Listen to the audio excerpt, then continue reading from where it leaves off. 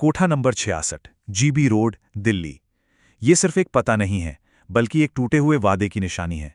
आज हम एक ऐसे रेस्क्यू ऑपरेशन की कहानी जानने वाले हैं जो जो कहने को तो एक जीत थी, लेकिन असल में एक हार साबित हुई, और इसने हमारे जस्टिस सिस्टम पर एक बहुत बड़ा सवाल खड़ा कर दिया।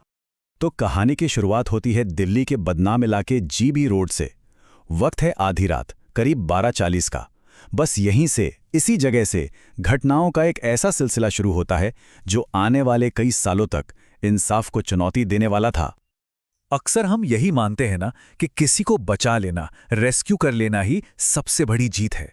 पर जरा सोचिए, क्या होता है जब एक कामयाब रेस्क्यू के बाद भी असली इंसाफ मिल ही नहीं पाता? बस यही सवाल इस पूरी कहानी के केंद्र में है।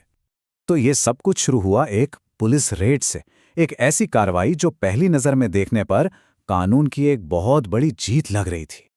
तो हुआ क्या था, दिसंबर 2006 में महाराष्ट्र के लातूर से 2 औरतों को किडनैप करके दिल्ली लाया गया। फिर 22 दिसंबर की आधी रात को पुलिस और एक एनजीओ शक्ति वाहिनी ने मिलकर कोठा नंबर 68 पर रेड मारी, और सुबह होते होते 2 महिलाओं को वहां से बचा लिया गया। मतलब कागजों पर देखे तो ये एक एकदम सक्सेसफुल ऑपरेशन था। और जो इल्जाम लगाए गए थे वो बहुत ही सीरियस थे। किडनैपिंग, ट्रैफिकिंग और औरतों को जबरदस्ती प्रोस्टिट्यूशन में धकेलना। एफआईआर नंबर 818/6 में दर्ज ये सारे आरोप उस भयानक सच्चाई को सामने ला रहे थे जिससे वो महिलाएं गुजरी थीं। लेकिन कहानी में फिर एक ऐसा ट्विस्ट आता है जिसकी किसी ने उम्मीद नहीं की थी। सालों तक केस चला, कानूनी लड़ाई हुई, और आखिर में जो नतीजा निकला वो सबके लिए चौंकाने वाला था। साल था 2012, मतलब उस रेड के पूरे 6 साल बाद। 6 साल का लंबा इंतजार, और फिर जाकर कोर्ट अपना फैसला सुनाती है। फैसला था बरी। जी हां, सारे आरोपी बरी कर दिए गए।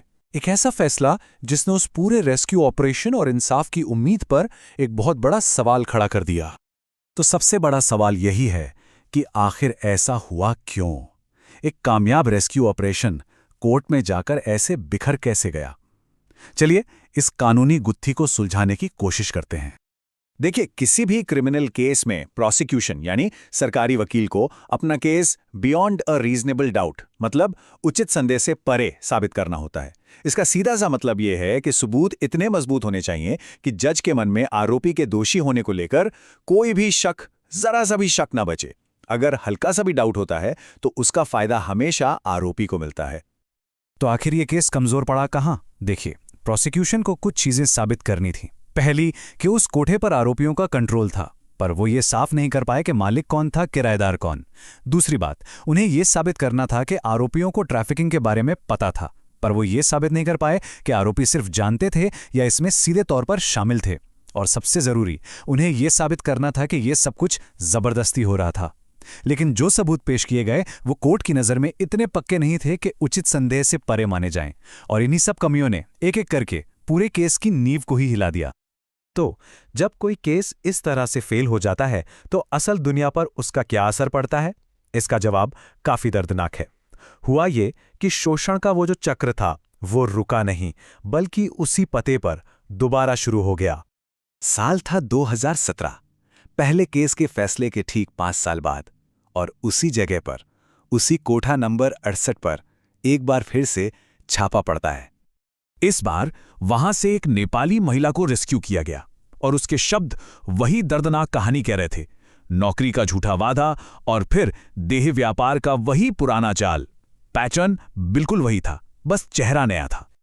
तो मतलब साफ है ना, 2012 में जब कोर्ट ने आरोपियों को बरी किया तो असल में उसने अनजाने में कोठा नंबर 68 पर ट्रैफिकिंग के दरवाजे को खुला ही छोड़ दिया।